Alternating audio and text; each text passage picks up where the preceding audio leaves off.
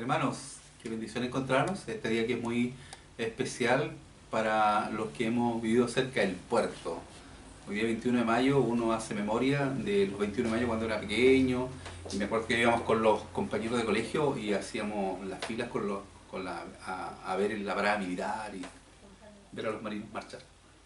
Hoy día queremos dar gracias a Dios también por nuestra Armada Nacional. Yo tengo hermanos, familiares que han sido miembros de las Fuerzas Armadas, particularmente un hermano que fue miembro del Cuerpo de Infantería Marina. Mi suegro fue infante de Marina y ellos son los topísimos de la Armada, entonces un orgullo enorme. Y un saludo a todos los hermanos y a todos los funcionarios de la Armada de Chile y de las otras instituciones de la Defensa Nacional y de Orden y Seguridad que están colaborando también en esta fecha tan importante. Así que oremos, demos gracias a Dios que estemos en paz y que nuestras Fuerzas Armadas nunca tengan que salir a defender nuevamente nuestro territorio nacional, que Dios nos dé esa paz que necesitamos y que Dios cuide a todos los funcionarios de la Armada en este día tan especial para ellos. Oremos. Gracias, Señor, por reunirnos en este día y por poder tener un momento para recordar a todos aquellos héroes de los cuales nos sentimos tan orgullosos. Pedimos que tú nos bendigas, que bendigas nuestra patria y te damos gracias porque hasta el día de hoy estas instituciones cumplen funciones tan importantes para nuestra seguridad y para el orden público. Pedimos que tú nos bendigas, que tú cuides nuestra nación en esta nueva guerra y batalla que estamos luchando ya, no contra un adversario físico, sino contra una enfermedad que está diezmando, Señor, muchas vidas en el mundo. Ten misericordia, acompáñanos en el nombre de Jesús. Amén. Y amén. Bueno, hoy quiero compartir una palabra del libro de Lucas capítulo 15, vamos a leer del versículo 17 hasta el 20. Yo quiero que busque esta porción porque es una porción muy conocida que nos habla de las decisiones vitales. Hay decisiones que pueden hacer la diferencia. Y sin duda, hablar de esta historia de este hijo pródigo marca un momento en que él toma una decisión que es vital. Y yo creo que es un buen pensamiento para nuestro tiempo. Nosotros podemos hacer girar nuestra vida en momentos que la situación es difícil y lograr reconstruir lo que se ha destruido. Así que vamos a dar lectura a esta palabra, Lucas capítulo 15, del versículo 17 hasta el 20. Dice así la palabra del Señor. Y volviendo en sí, dijo: ¿cuántos jornaleros en la casa de mi padre tienen abundancia de pan y yo aquí perezco de hambre? Me levantaré e iré a mi padre y le diré: Padre, he pecado contra el cielo y contra ti. Ya no soy digno de ser llamado tu hijo. Hazme como a uno de tus jornaleros.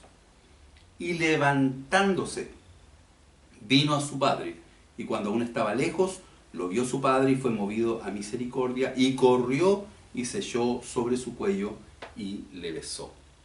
Amén. Esto es palabra del Señor. Bien. Bueno, si posible, si vamos a hablar de decisiones vitales, no hablar de nuestro héroe máximo. Yo sé que hay muchas personas que tienen diferentes simpatías respecto a nuestros héroes nacionales. En mi caso, todos los hermanos de mi iglesia saben que para mí Arturo Prat es un personaje, desde el punto de vista de la historia de nuestro país, incomparable. Es un personaje notable. Él toma una decisión en un momento crucial para nuestra patria. Cuando se supone que toda la acción iba a pasar en el Callao, los barcos peruanos nos atacan en Iquique. Y se encuentran, como todos sabemos la historia, los más poderosos barcos peruanos contra los más viejitos, los más débiles de los barcos chilenos. Y ahí entonces podemos perfectamente usar la imagen de Prat como la imagen de un hombre capaz de tomar decisiones. Un hombre joven, de 30 y tantos años, 33 años, oficial de marina, padre, esposo, un hombre muy particular, fue profesor ad honorem, me enseñaba a la gente a leer en tiempos donde la lectura y la lectoescritura no era muy común. Más allá de su tiempo de oficial de marina, dedicaba sus tiempos de descanso para estudiar y terminó y se tituló como abogado. Un saludo a los abogados, yo tengo un sobrino que es abogado, un cariño muy grande. Y por supuesto nos damos cuenta que él hace un uso de su tiempo notable. cristiano, chileno más que nadie, y por supuesto un hombre absolutamente claro respecto a cumplir con su deber. Entonces él llega un momento en que toma una decisión. Yo he compartido esta palabra en una oportunidad con nuestros hermanos de la iglesia y hemos comentado las circunstancias que enfrenta nuestro héroe Máximo en el momento que ve que estas superpotencias del mar, como eran el Huáscar y la Independencia, se acercan. Él no habría tenido ninguna crítica si su argumento habría sido: dentro de mis embarcaciones el almirante William había puesto a todos los jóvenes, a los niños, por lo tanto mi primera decisión era salvar mi tripulación frente a fuerzas absolutamente superiores. Pero él toma una decisión que es cumplir con su deber. Él recibe una orden: no debe pasar nadie hacia el sur, y si hubiera pasado el Huáscar hacia el sur, los daños habrían sido inmensos. Y él, como todos sabemos la historia, termina ofrendando su vida a Chile, a nuestra patria, a nuestras tradiciones marineras, y él marca un rumbo para nuestra armada: vencer o morir. Entonces él toma una decisión. Hay momentos en que tenemos que tomar decisiones en la vida, decisiones que son difíciles, dolorosas. Una de las preocupaciones que tenemos en este tiempo es precisamente que no lleguemos a tomar esas decisiones. Desde hace bastante rato que estamos insistiendo, compartiendo con nuestros hermanos la importancia de cuidarnos. Todavía en Chile no ha pasado lo que pasó en los países de Europa, y esperemos que nunca pase. Yo tengo mucha fe, ruego al Señor, le pido a Dios que no lleguemos a ese momento en que la cantidad de personas que enferman sobrepase la línea en la cual puede atender nuestro sistema de salud. Si pasa para arriba, todos los que estén para arriba, por supuesto, no van a poder ser atendidos. Y ahí vamos a encontrar a otras personas, que son los funcionarios de salud, tomando decisiones. ¿A quién le asignamos esa cama UCI? ¿A quién le asignamos ese ventilador? Evidentemente que personas no van a tener opción. Por lo tanto, hay momentos en nuestra vida que debemos tomar decisiones. La historia que nos convoca, que es la historia de este hijo pródigo, de este joven que se va lejos de su padre, y que la Biblia describe como una situación familiar bien compleja. Ahora, hay muchas cosas que nosotros perdemos del efecto de la narración por la distancia temporal. Cuando hacemos clases de interpretación bíblica a nuestros alumnos, les explicamos que hay muchas cosas que no logramos captar nosotros del momento por lo que se llama tensión hermenéutica. La tensión hermenéutica es todo lo que nos separa de la narración original.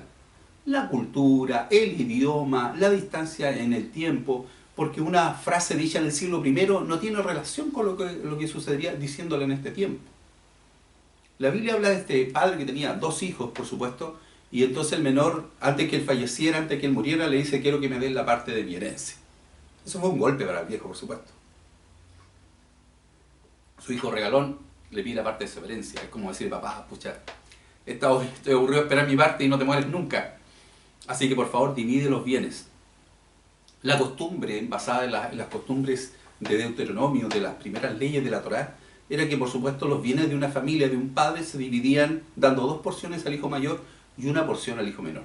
Por lo tanto, cuando el padre siente esta petición de su hijo, dolorosamente, hace la contabilidad de toda su fortuna y llega a la conclusión de la cantidad que tiene que darle a su hijo menor, que es 1/3 de todo, porque el hijo mayor, por supuesto, recibe doble porción.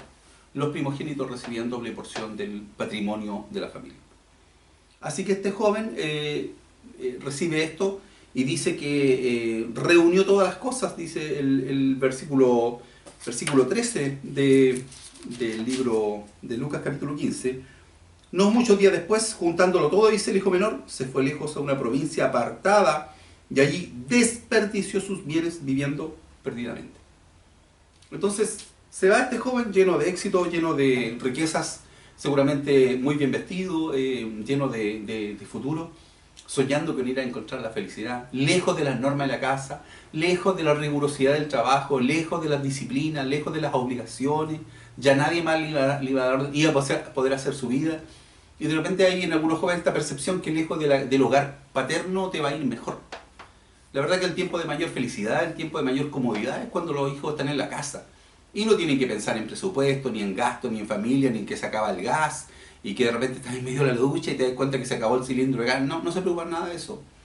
Entonces es como el tiempo de comodidad, de felicidad. Entonces cuando los hijos ya se van, tienen su familia, entonces logran sopesar la trama de responsabilidad que tienen los dueños de casa. Este hijo quería irse y quería disfrutar los bienes que su padre le había legado antes de que él muriera.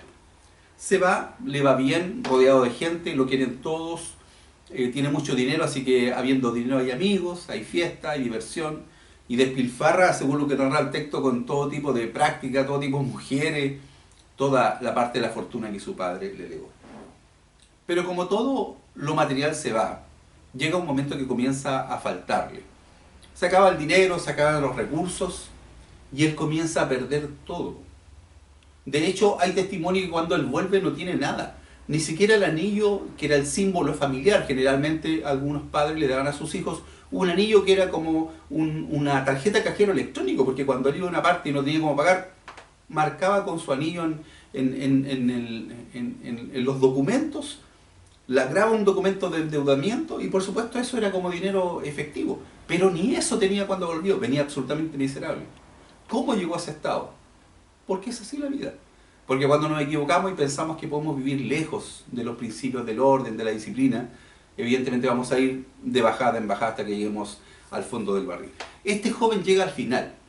Se encuentra en un momento tan desmesurado que dice que va y le pide trabajo a alguien. Nunca ha trabajado para otro, siempre le ha sido el hijo del dueño. Me imagino que ya esa posición debería haber sido súper estresante para él. Ir a pedir pega. Y le dan una pega que, a propósito de lo que mencionábamos al principio de esta meditación, se pierde el significado por la distancia y por los elementos costumbristas. Cuando el texto dice que él fue a pedir trabajo y fue y se arrimó a uno de los ciudadanos, versículo 15 del capítulo 15, de aquella tierra, el cual dice, le envió a su hacienda para que apacentase cerdos. Entonces, esta expresión de que consiguió pega cuidando cerdos, se pierde un significado hermenéutico. ¿Por qué? Porque usted y yo no somos judíos. Somos judíos espirituales, somos descendientes de Abraham en el espíritu, porque tenemos fe, la fe de Abraham, pero no conocemos ni las costumbres, ni tampoco entendemos lo importante que es el tipo de relación que tienen los judíos con este tipo de animales. Para un judío era lo más horrendo. Era lo peor que le podían dar a un judío ir a apacentar cerdos, porque los cerdos se consideran animales inmundos. Y este joven no solo va a hacer la pega, sino que dice que hasta incluso no tiene tanta necesidad de comer que hasta desea comer la comida que comían los cerdos. Y por supuesto nadie le daba. Entonces, estando en esta circunstancia, muerto de hambre, abandonado, sin gente que lo apoyara, sin todas las comodidades de su casa, entonces ahí comienza a valorizar las cosas que él ha perdido. Muchas veces valorizamos las cosas cuando ya no las tenemos. Y es una buena medida que nosotros nos paremos de repente y meditemos cuántas bendiciones Dios nos ha dado, cuánta misericordia nos ha dado el Señor. En este tiempo donde hay tanta estrechez, porque a veces no nos damos cuenta, hermano, que estamos entrando en una etapa de esta enfermedad tan terrible donde los recursos básicos se están acabando, donde la gente no tiene a lo mejor con qué parar la olla. Y hemos visto en los noticiarios cómo se hacen estas ollas comunes donde la gente coopera y donde la gente trae lo que puede para poder compartir un plato de comida con las demás personas.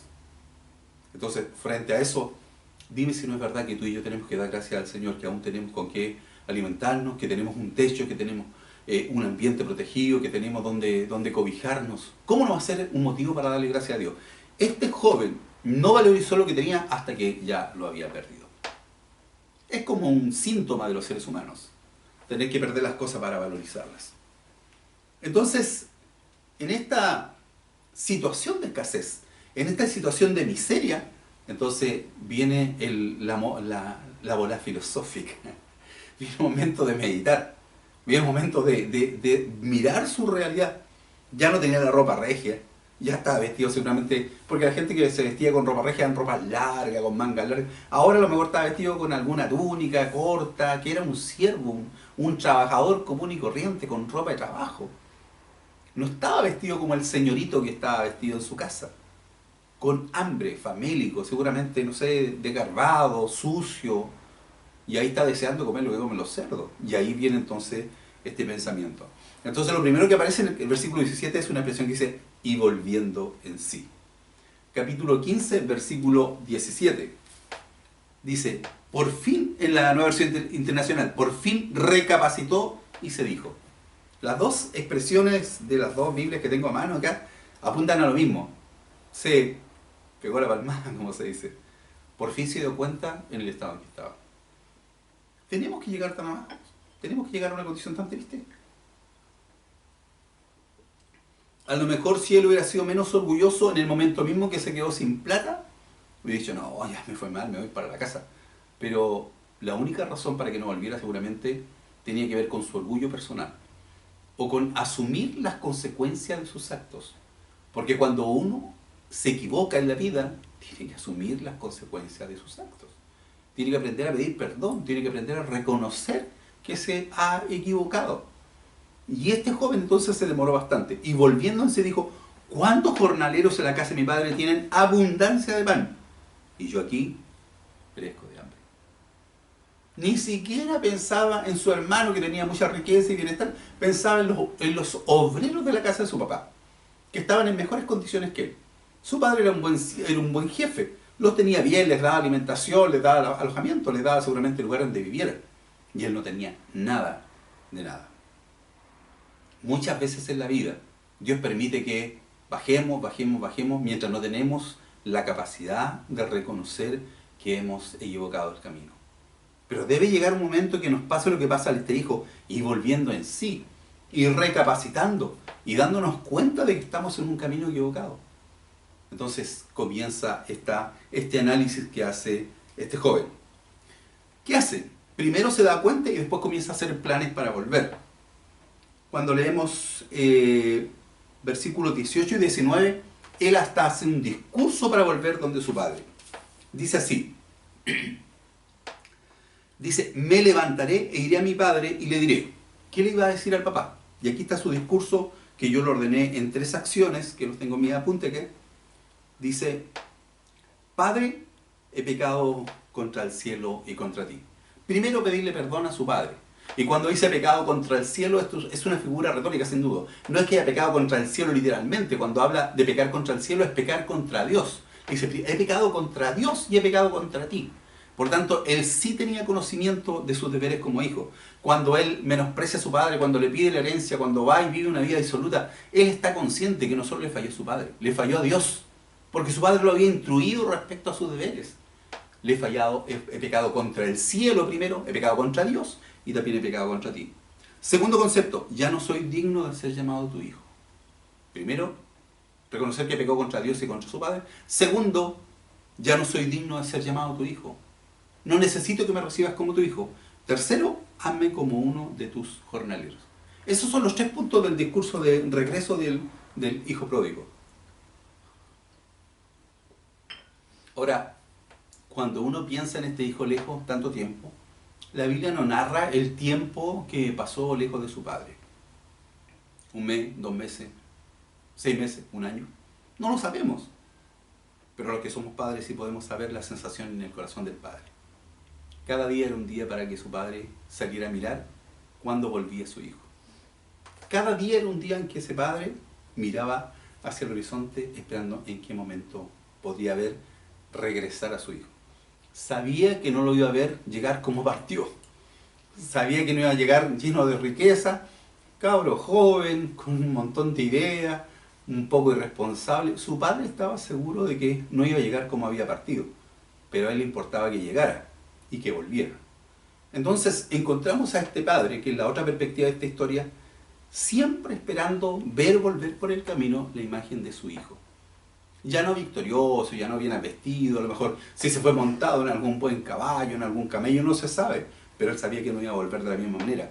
Pero su padre decía, solo que vuelva. Que es en el fondo un símbolo maravilloso de la relación que tiene Dios con los seres humanos. Si en el fondo esta historia del hijo pródigo no es un caso particular, es el caso de toda la humanidad. Todos nosotros nos hemos alejado de Dios, todos hemos dado pasos en falso, todos hemos estado alejados del Señor. Y lo único que Dios espera como un Padre misericordioso es que volvamos por el camino a pedir que Él tenga piedad de nosotros.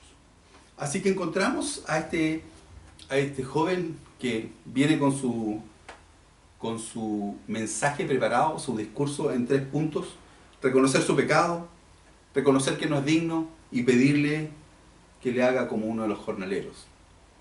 Así es que llega el momento en que este joven toma esta decisión. ¿Cuál es el momento, la decisión vital? ¿Dónde está el momento, el punto de inflexión? Porque tú puedes hacer planes, tú puedes reconocer que tienes una necesidad, tú puedes reconocer que te equivocaste, pero debe haber un momento en que tomes la decisión de actuar en consecuencia con ese reconocimiento.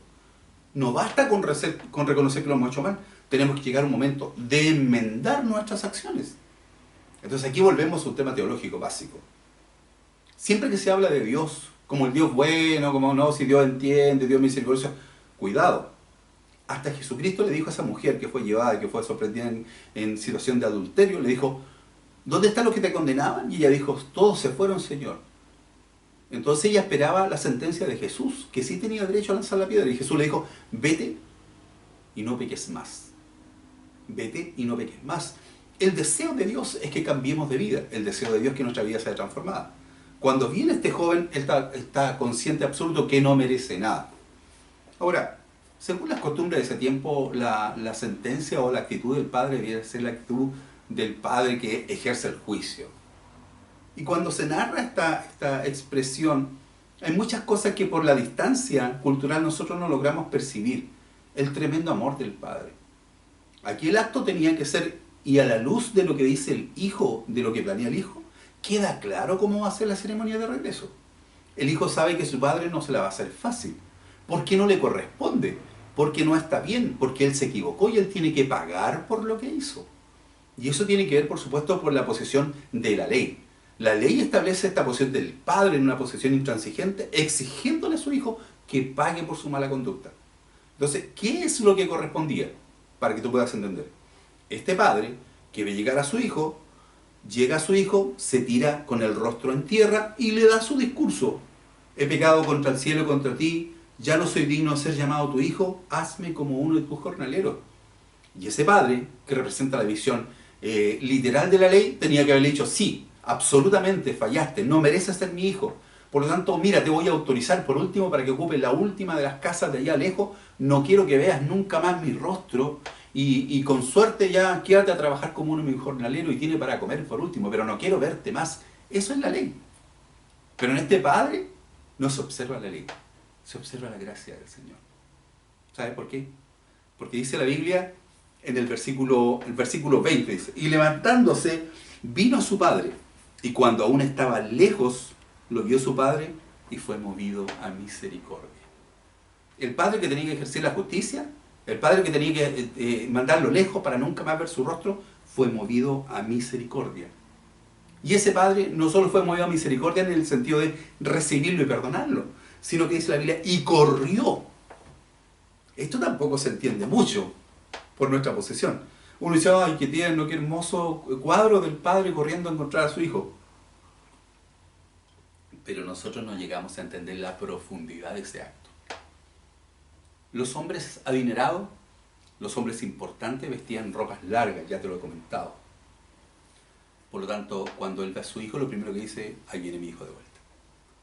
Los demás siervos que están con él le dicen, jefe, ¿cómo se le ocurre ese Noel, señorito? ¿Cómo va a ser su hijo ese pordiosero que viene? Y él dice, ese es mi hijo. Y en esto yo encuentro una belleza enorme. Porque el padre que vio salir a un hombre bien vestido, como un príncipe, con riquezas, con dinero, triunfante, ve venir un mendigo, pero el corazón de ese padre puede perfectamente identificar que ese mendigo que viene es el mismo hijo que salió vestido con tanta actitud de altanería, con tanta ropa regia. Porque Dios mira mucho más allá de la ropa. Porque un padre conoce a su hijo mucho más allá de los atuendos. Y dice que en cuanto fue movido de misericordia, dice que corrió hacia él. ¿Sabes lo que esto significa literalmente? Agarró su ropa, se la levantó y comenzó a correr ese viejito para abrazar a su hijo. Y como cualquiera diría, sus piernas se le vieron. Eso era inaceptable en una persona de su edad y en una persona de su posición. Entonces, no es el hijo el que viene delante del padre. No, es el padre que corre a abrazar a su hijo. Ese es un acto de misericordia enorme. El padre se olvida del qué dirán, se olvida de las críticas, se olvida de la gente que son sus siervos, incluso dice, oh, jefe, ¿cómo puede hacer eso? Mire, corriendo, ¿cómo hace el ridículo? Se expone a la crítica pública por ir a abrazar a su hijo. Pero eso muestra al Padre misericordioso. No es la ley, No es la ley que lo manda lejos, no, es la misericordia que corre a buscar a su hijo que viene a encontrar a su padre en esta condición tan miserable. Es Dios mismo viniendo a buscarnos a nosotros. Es Dios mismo extendiendo su mano para levantarnos. Es Dios mismo que viene a recogernos en medio de nuestro fracaso, en medio de nuestra tristeza. Por eso este cuadro es tan significativo. Entonces llegan, dice la Biblia, se encuentran, y dice la Biblia que él llegó y lo abrazó. Dice el versículo, se echó sobre su cuello, lo besó. ¿Cómo crees tú que venía? Puede estar trabajando con cerdo. Seguramente no venía con olor a Paco Rabanne, no sé cuáles eran los perfumes más importantes. Venía de muy mal olor, pero no se fijó en nada. Lo abrazó. Con su ropa regia su padre lo cubrió, lo abrazó. ¿Y sabe lo que hace el padre? Dice, y el hijo le dijo al padre, claro, él lo abraza, lloran juntos, pero el hijo sabe que tiene que pedir perdón. Y tiene su discurso de 3 puntos. Y le dice, Padre, he pecado contra el cielo y contra ti. Primer punto. Y ya no soy digno de ser llamado tu hijo. Segundo punto. Pero el padre lo interrumpió. No lo dejó seguir. Para él era suficiente. ¿Y sabe lo que dice? Pero el padre dijo a su siervo, oye, saquen el mejor vestido, vestidle, y poned un anillo en su mano y calzado en sus pies. Y traed el becerro gordo y matadlo, y comamos y hagamos una fiesta. Hagamos una fiesta, porque este mi hijo muerto era y ha revivido, se había perdido y es hallado, y comenzaron a regocijarse. ¿Sabes que es muy impresionante que el Señor nos muestra a través de esta escritura la tremenda misericordia de este Padre? Lo abraza como está, lo abraza hediondo como viene, lo abraza sucio como viene, miserable como viene. Y eso es lo que hizo Jesús en la cruz. Cuando muere con los brazos abiertos es un símbolo que Él nos está esperando para abrazarnos, para que en la condición que podamos llegar a Dios, podamos llegar a sus pies y Él nos va a recibir. Conozco tantas personas que siempre están dando excusas. No, pastor, si yo voy a asistir, cuando haga esto, cuando deje de hacer esto, cuando mejore. No, pastor, es que yo fumo y en realidad como yo fumo no quiero. ¿Sabes? Esas son excusas. Porque el Señor no va a estar mirando tu condición. Tú tienes que venir al Señor tal como eres, con todas nuestras cuitas, con todos nuestros defectos, porque no somos nosotros los que vamos a cambiar nuestra vida. Es el Padre el que nos va a lavar, nos va a vestir, nos va a cambiar de ropa, nos va a poner un anillo. ¿Sabe lo que significa ese poner un anillo? Porque alguien puede decir, ah, qué lindo, le regaló una joya. No, no, no, no. El poner un anillo era devolverle su derecho paternal. Era que él era nuevamente su hijo legítimo. Hasta eso había perdido. En alguna parte cambió el anillo por algún tipo de alimento, no sé, o de diversión. Te da de nuevo la legitimidad como hijo. Eso es lo que hace Dios con nosotros. Entonces encontramos a este padre que corre. No quiere excusas, no quiere que le dé discurso, no le dice, hijo, no importa, olvídate de eso. O sea, a mí lo único que me importa es que tú estés aquí y que puedo abrazarte. ¿Sabes que para un padre no hay nada más maravilloso que abrazar a un hijo? No hay nada más maravilloso que estrechar en tus brazos a tu hijo o a tu nieto. Este ha sido un tiempo complicado. Me acuerdo que en un viaje que hicieron mis hijos, en una oportunidad, Cristian, mi hijo mayor, tuvo que hacer un viaje de misiones. Me acuerdo muy bien. Ese tiempo vivíamos nosotros en la casa de mi mamá, de la Dorita. Y Cristian llegó de su viaje de misiones con Continentales. Y me acuerdo que estábamos muy expectantes de poder abrazarlo. Y no me voy a olvidar porque fue un detalle muy particular. Bajó Cristian del vehículo que lo traía y corrimos a saludarlo. La Pauli, que estaba boleando con él, corrió más rápido y fue a saludarlo. Y yo miré a mi hijo que abrazaba a su polola y lo vi tan feliz, y su felicidad fue una felicidad para mí. Tuve que esperarlo porque la Pauli lo abrazó harto rato. Pero sabes tú, estrechar a mi hijo después de tanto tiempo, que después me pasó con Rodrigo, con Francisco, que a veces han salido, estrechar a mi hijo tanto tiempo, es irreemplazable. Esa sensación de abrazar a las personas que tú amas, abrazar a tus nietos, es irreemplazable. Este hijo fue abrazado por su padre. Esa cercanía, el aroma de tu hijo, de tu ser querido. Así es Dios con nosotros. Él solo quiere abrazarnos. No se va a fijar en nuestros defectos. Él quiere estrecharnos en sus brazos. Y esa es la voluntad de Dios, que cada uno de nosotros podamos volver a esa sensación de estar cerca de Dios. esta llamada parábola del hijo pródigo debiera más bien llamarse la parábola del Padre misericordioso. Porque es el Padre el que espera, es el Padre el que perdona, es el Padre el que corre donde el Hijo, es el Padre el que lo abraza, que lo cubre, es el Padre el que manda a buscar ropa nueva y que le da nuevamente su propiedad de hijo al ponerle el anillo, es el Padre el que hace una fiesta, todo lo hace el Padre. El Hijo se queda simplemente de brazos cruzados observando la misericordia y el amor de su Padre. Ciertamente es un buen llamado a nuestro corazón. ¿Sabes por qué le puse esto a este pequeño sermón yo, una decisión vital? Porque pueden haber muchas personas que siguen pensando, sí, si en la casa de mi padre hay harta comida, yo paso hambre, paso frío, y tú te puedes pasar toda la vida meditando, pero debe haber un momento de decisión vital. Debe haber un momento en que vuelvas a Dios, debe haber un momento en que te encuentres con Dios. Ese momento es vital para tu vida, tú tienes que reencontrarte con tu Padre. Porque este es el tiempo que Dios nos da, esta es la oportunidad que Dios nos da para reencontrarnos con Él. Que tengamos el coraje, como mencionaba de Prat, de tomar una decisión vital, una decisión que cambie nuestro rumbo. No puedo seguir en las condiciones que estoy, no puedo seguir sufriendo lo que estoy sufriendo lejos de Dios. Entonces, es una linda imagen que nos da el Hijo Pródigo para que nosotros examinemos nuestra propia vida. Cada uno de nosotros ha sido pródigo de Dios en algún momento de la vida. Y si tú todavía lo eres, yo te invito a que tú busques al Señor. Dios no va a estar buscando que vengas vestido regio, con un gran perfume, ni en buenas condiciones. Como estés, así nos recibe Dios y así nos abraza. Yo espero que Dios te bendiga. Espero que el Señor te haga meditar cuál es tu relación con el Señor. El Padre del Hijo lo espero cada día. Si tú no has vuelto a Dios, todavía te está esperando el Padre del cielo, que espera por cada uno de nosotros. Así que le ruego al Señor que Dios te bendiga y te siga dando oportunidades para que tú vuelvas a la casa del Padre, donde siempre debemos estar. Oremos. Señor, te damos gracias por esta palabra y gracias, Señor, por este Padre tan maravilloso, tan lleno de amor, tan perdonador. Sin duda te representa a ti, que tú eres nuestro Padre Celestial. Por eso podemos orar con tanta libertad. Padre nuestro que estás en los cielos. Te reconocemos como nuestro Padre, reconocemos tu cuidado, reconocemos tu misericordia. Y en este tiempo hemos orado tanto a ti, por nuestra patria, por nuestra nación. Te ruego que esta palabra que hoy día hemos compartido, Señor, encuentre un lugar en el corazón de todas las personas que nos ven a través de los videos.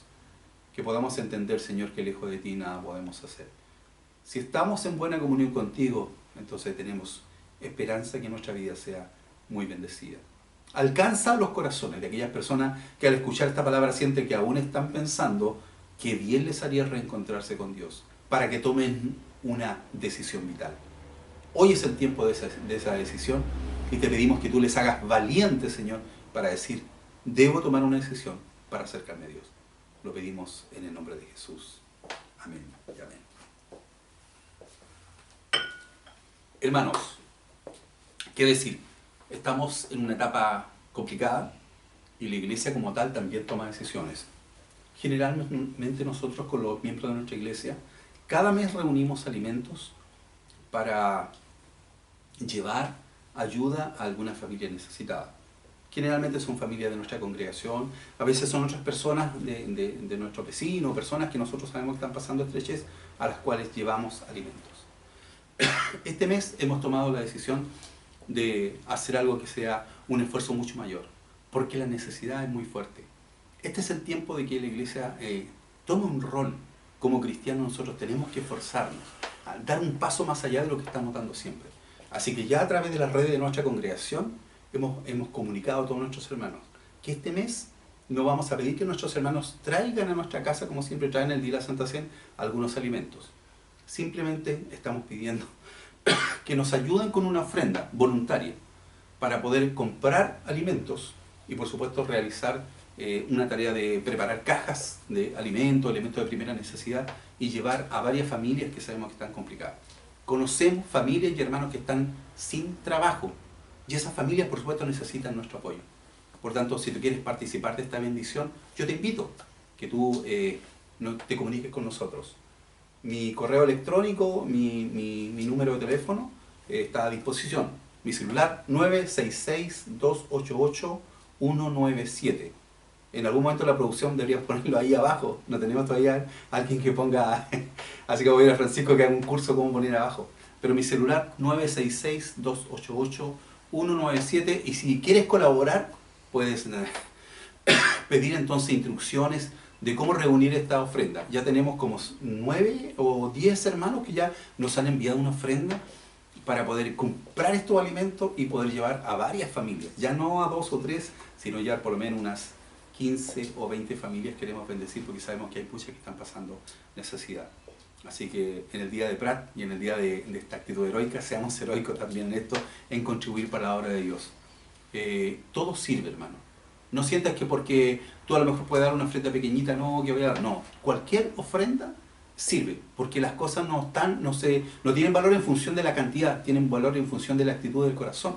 Por lo tanto, si tú quieres darnos una ofrenda para cumplir con este proyecto que tiene mi esposa la pastora Inés, de llevar muchas canastas de alimentos a varias personas que sabemos que están pasando necesidad, comunícate conmigo.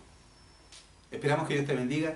Un beso a todos, un beso a mi nieto Pedro, que siempre le mando un beso, y que el Señor Todopoderoso, Padre, Hijo y Espíritu Santo, esté con ustedes en el nombre de Jesús. Amén.